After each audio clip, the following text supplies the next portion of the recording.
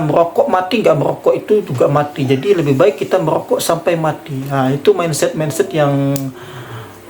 memble yang saya bilang seperti itulah teman-teman, yang sampai sekarang itu masih populer mungkin di kalangan para perokok. Yo, selamat datang di channel saya di Bukan Sekadar Cerita. Pada kesempatan kali ini saya akan nge-share pengalaman saya dan cara saya itu bisa berhenti permanen, berhenti merokok, teman-teman. Bagaimana kelanjutan dan cara yang ampuh buat bisa berhenti merokok, silahkan disimak. Ya, kita semua teman-teman ini sudah mengetahui dan sudah rata-rata paham lah tentang bahayanya merokok tersebut, efek negatifnya apa dan efek positifnya apa, ya seperti itu teman-teman. Tapi gue di sini bercerita bukan untuk menceramahi Anda dan lu sekalian. Di sini saya datang dan bercerita untuk bagaimana cara saya bisa berhenti merokok, tips saya bisa berhenti merokok, dan agar menjadi sebuah contoh dan sebuah sebuah motivasi bersama buat untuk menuju hal yang positif seperti berhenti merokok. Saya akhirnya bisa benar-benar berhenti merokok permanen dan sudah jalan sekitar berapa tahun ini ya? Sudah hampir 4 tahun kalau nggak salah teman-teman. Saya sudah bisa berhenti merokok dan sangat banyak dan sangat mengerikan sekali manfaatnya teman-teman. Seperti itu, manfaatnya itu luar biasa. Yang jelasnya itu dari segi keuangan itu luar biasa, dari segi kesehatan terasa nampak. Dulunya saya sangat kurus teman-teman. Sekarang ini sudah lumayan berisi. Yang minimal bakal naik berat badan dan nafsu makan itu akan meningkat. Saya awalnya itu merokok di usia sekitar 14-15 tahun. Pokoknya di kelas 3 SMP apa kelas 2 SMP seperti itu teman-teman. Awalnya itu ya sama awalnya kita coba-coba dulu biar kelihatan keren, gagah kan, ganteng, kambing. Biar terlihat gimana gitu kan. Ternyata ya lama-lama satu batang satu hari, 2 batang satu hari, lama-lama ujung-ujungnya bablas juga, akhirnya 1 bungkus sehari. Bahkan terakhir kali itu ketika saya sudah kerja kemarin itu sampai 2 bungkus. Pernah juga kalau ketika nongkrong itu bisa nambah hingga 3 bungkus teman-teman. Ngeri bener, serem merokok ini. Kita ke problemnya itu kalau saya ya, kita beda-beda problem, beda-beda case ya. Kalau saya dulu di problem itu ketika saya melihat langsung orang di rumah sakit itu yang paru-parunya itu rusak teman-teman. Pas pada masa itu anak saya kebetulan juga lagi masuk rumah sakit. Di rumah sakit dia lagi terdiagnosa terkena epilepsi atau step itu, kejang-kejang seperti itu teman-teman. Di samping anak saya itu ada pasien lain yang paru-parunya itu rusak sampai dimasukin selang ke hidungnya ini dan keluarlah cairan itu ke kayak seperti tabung infus itulah. Pokoknya ada darah yang keluar dari hidung, yang dari paru-paru itu. Saya tanya juga, sempat nanya dulu kan ke susternya, ini pasien apa? Ternyata pasien paru-paru tingkat akut yang sudah rusak. Seperti itu teman-teman. Itu membuat saya mikir, kalau kelak saya seperti itu gimana coba itu kan. Mana anak saya masih kecil gitu.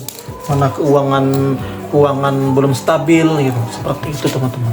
Jadi saya mulai mikir buat kesehatan, dan saya mikirnya untuk diri saya sendiri seperti itu teman-teman. Dan tentunya pastinya yang membuat saya sadar itu ya Anda semua tentunya pengen hidup panjang. Oke, kalau merokok mungkin tidak ada jaminan dalam berhenti merokok itu membuat kita tetap berusia dan berumur panjang.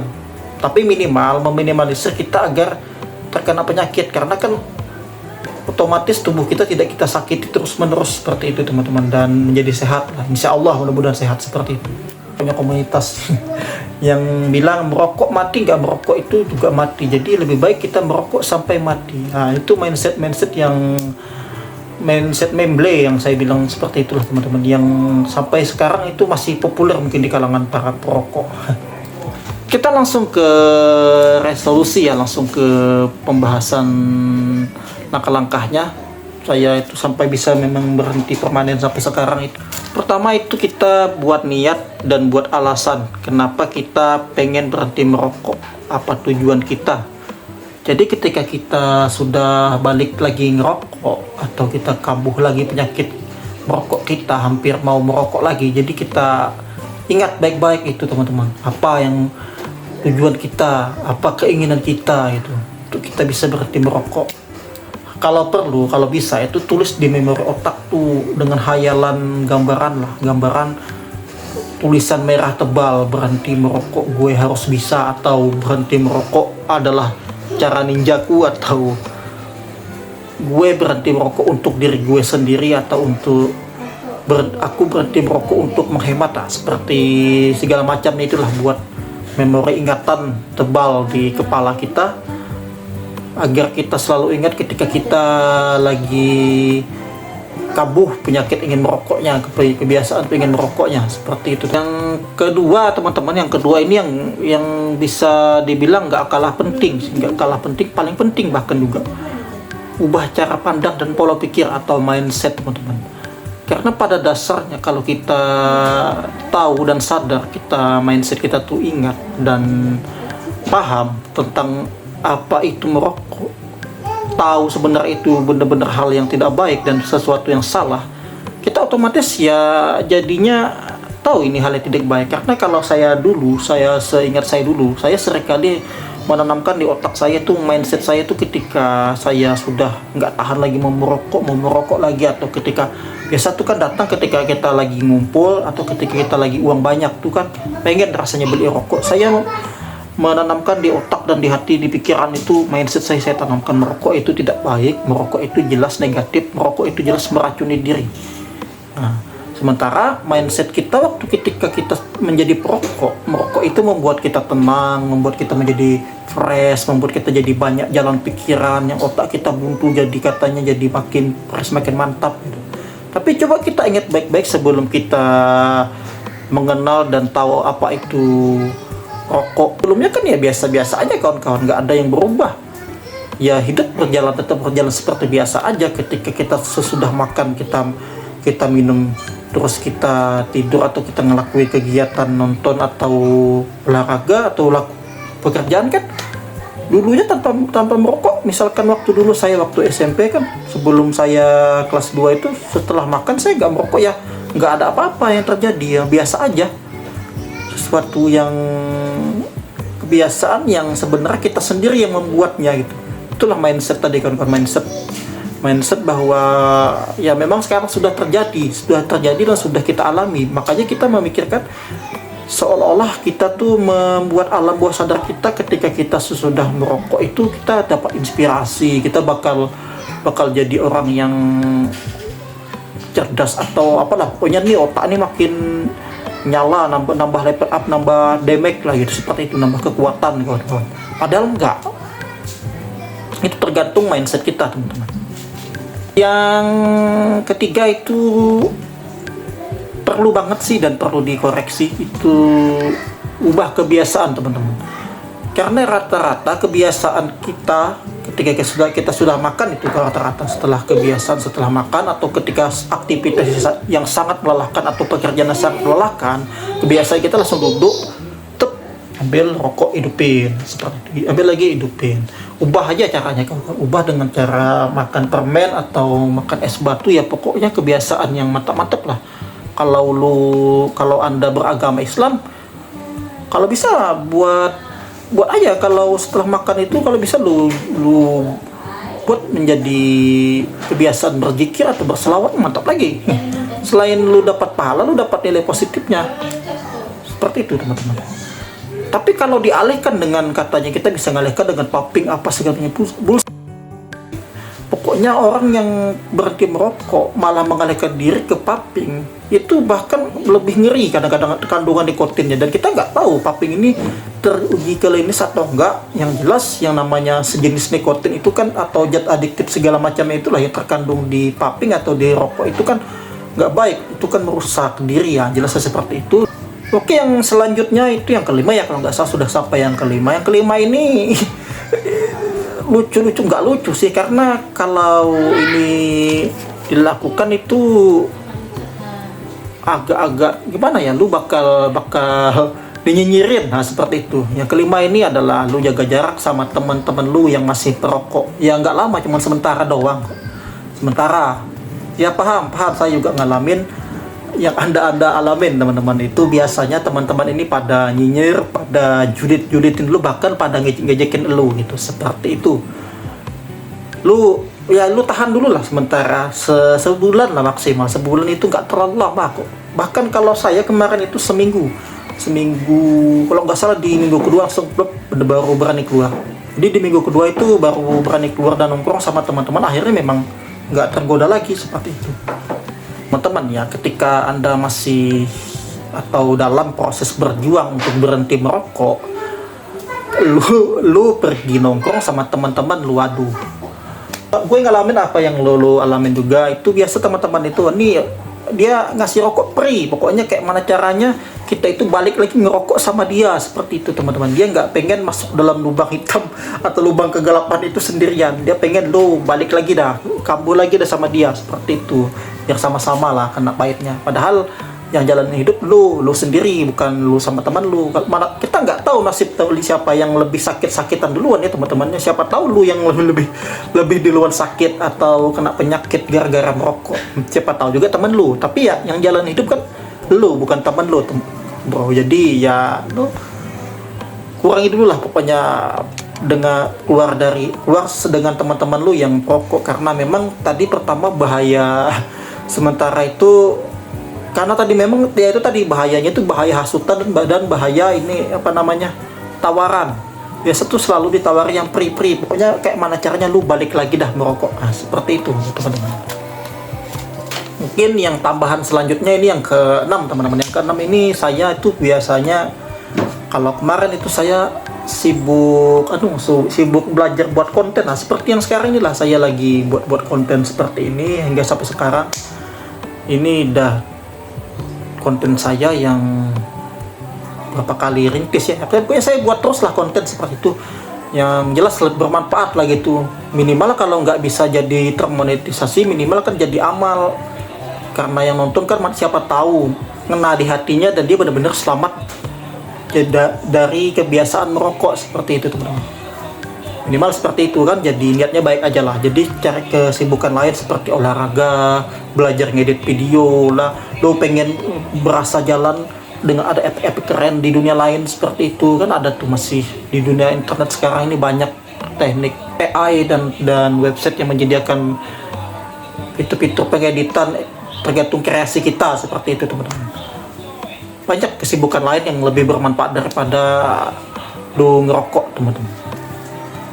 Yang ke-7, kita kembali langsung yang ke-7 teman-teman. Yang ke-7, ya namanya kita manusia, pasti dari teman-teman ini yang mencoba ini, yang mungkin 1 sampai 100 itu ada persentase sekitar mungkin 80% sampai 85% yang gagal, lalu balik lagi mencoba. Ya nggak apa-apa, coba terus dan terus hingga berhasil. Nah, sampai lu membentuk yang namanya konsistensi dan jiwa untuk benar-benar menepati janji lu lah sama diri lu sendiri untuk bisa berhenti merokok. Seperti itu teman-teman. Satu hal makna dari kehidupan yang bisa saya petik dari berhenti merokok ini ialah terbentuknya jiwa konsistensi dan jiwa apa ya namanya, jiwa beda dari yang lain lah. Pokoknya lu berhasil berjuang dan lu berhasil sampai garis finish dengan cara dan jalan lu sendiri. Yang jelas konsisten itu bagus untuk kehidupan lu teman-teman, baik lu buat di lingkungan kerja atau buat di kehidupan bermasyarakatmu, itu bagus teman-teman. Konsisten itu pelajaran yang sangat mahal, karena membentuk diri untuk menjadi konsisten itu sulit, bahkan sangat sulit teman-teman. Seperti itu nilai plusnya. Dulu saya pernah satu hari itu sampai 3 bungkus rokok. Waktu itu Sampurna di tahun 2000 berapa itu ya, 2015 kalau nggak salah. Di tahun segitu 3 bungkus satu hari pernah, bahkan 2 bungkus satu hari. Oke, kita kaji anggaplah satu bungkusnya 20.000 dikali 2 untuk 1 tahun. Kalikanlah sendiri uang itu bisa dapat berapa teman-teman. Nah, seperti itu pemborosan yang nggak jelas dan tidak karu-karuan. Mungkin dapat beli motor atau bahkan dapat separuh rumah kalau kita hebat. Nah, seperti itu teman-teman. Efek negatifnya tuh yang agak berat sedikit, mungkin kita terkena penyakit ya, paru-paru basah atau batuk darah lah. Sudah aware kita harusnya kalau sudah kena penyakit seperti itu, udah banyak makan obat segala macamnya, terus banyak keluar biaya seperti itu. Dan fase paling parah negatif terakhir kita mungkin sampai kritis dan hampir meninggal gara-gara merokok tadi, teman-teman. Oke, kalau kita mungkin ekonomi kita itu berkecukupan dan mungkin kita kaya, mungkin kita bisa mengobatinya seperti itu, teman-teman. Cuman kan kedepannya kita udah nggak jadi manusia normal lagi, sudah ada kerusakan yang terjadi di dalam tubuh ini dan nggak bisa kita obati lagi, karena yang namanya penyesalan kan datang di ujung seperti itu, teman-teman. Coba aja dipikirin gitu, seperti itu. Yang jelas yang pasti ketika kita tidak normal lagi dalam pernapasan, presentasi kita hidup itu kan nggak terlalu panjang lagi, teman-teman, seperti itu. Oke, di tahun pertama berkemungkinan ya, di tahun pertama itu istri atau teman atau orang tua lu masih peduli, tahun kedua masih peduli, tahun ketiga udah mulai nggak peduli, tahun keempat mungkin bisa jadi masa bodoh, karena mungkin keuangan sudah habis untuk mengobatin lu lama-lama bakal jadi beban secara halus, teman-teman. Sadar nggak sadar itu sebuah sistem yang lu buat sendiri, dan itu kenyataan yang terjadi dan realita pahit bahkan konyol yang terjadi di kebanyakan masyarakat Indonesia ini, teman-teman. Udah tahu lu nggak punya uang terlalu banyak, tapi lu malah nyiksa diri lu sendiri seperti itu, teman-teman. Tapi kan bro, nggak merokok itu ngantuk, nggak merokok itu nggak bikin inspirasi apa segala macam, enggak kok. Kembali lagi ke resep awal tadi, orang yang nggak merokok, nggak kenal rokok di awal, dia biasa-biasa aja, nggak ngantuk kok. Kalau ketika nggak merokok di aktivitas kerja malam segala macam itu, lu nya aja yang sebenarnya pengen sesuatu yang nikmat tapi lupa akan mudarat. Dan yang kita langsung ke efek paling parah, lu mati cepat, misalkan lu is dead atau mati gara-gara rokok tadi. Pertama mungkin ya keluarga pasti bersedih pertama tuh, yang paling parah. Kedua ya jelasnya sudah sekian banyak uang yang habis, bisa mungkin puluhan bahkan ratusan juta uang yang dihabisin yang seharusnya bisa dialihkan ke pengalihan dana pemakaian ke tempat lain atau kebutuhan lain, malah habis ke lu ngobatin lu doang. Kalau lu bapak-bapak, lu pikir nggak butuh uang sekian banyak untuk ngobatin lu seperti itu, pasti butuh uang kan. Nah, tapi kan ada BPJS. Iya, BPJS nggak selamanya semua BPJS itu mengcover semua obat, yang bahkan kadang-kadang nggak ada efeknya di elu. Dan kadang-kadang obat itu rata-rata hanya meringankan, bukan mengobati, seperti itu, teman-teman. Kebanyakan ya obat-obatan itu rata-rata meringankan atau mengurangi, bukan mengobati, karena sejatinya tubuh lu yang baik telah lu rusak. Seperti itu. Seperti contoh itu, teman-temannya kayak luka kan pasti menyisapkan atau meninggalkan kunat atau seperti begoresan bekas luka. Seperti itulah tubuh lu juga. Tentunya sudah habis uang ratusan juta, lu nya malah meninggal, kemudian keluarga lu malah jadi banyak hutang. Kalau di yang keluarga orang susah, kalau orang menengah dan kaya ya mungkin galaunya berkepanjangan lah karena kehilangan lu, seperti itu, teman-teman.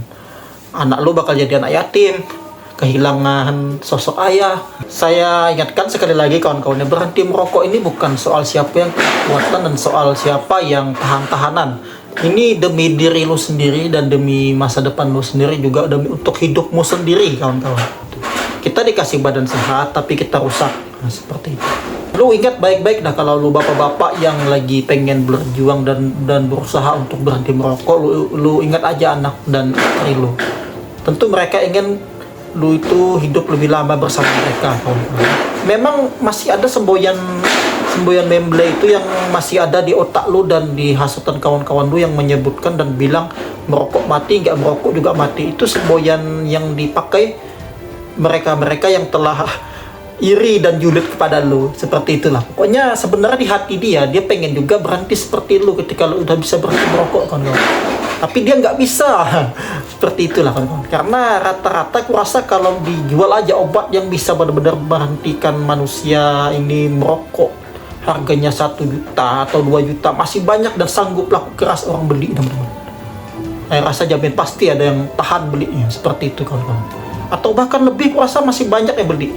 Ada uang sekian banyak, sebegitu banyak, kita kan bicara ini hanya kemungkinan, tapi kan kalau memang semuanya itu nggak lu pakai buat ngerokok aja, atau nggak kepakai buat ngobatin lu yang sakit, uang sebegitu banyak, mungkin ada puluhan juta atau ratusan juta, lu pakai buat usaha, lu simpanin buat aset anak-anak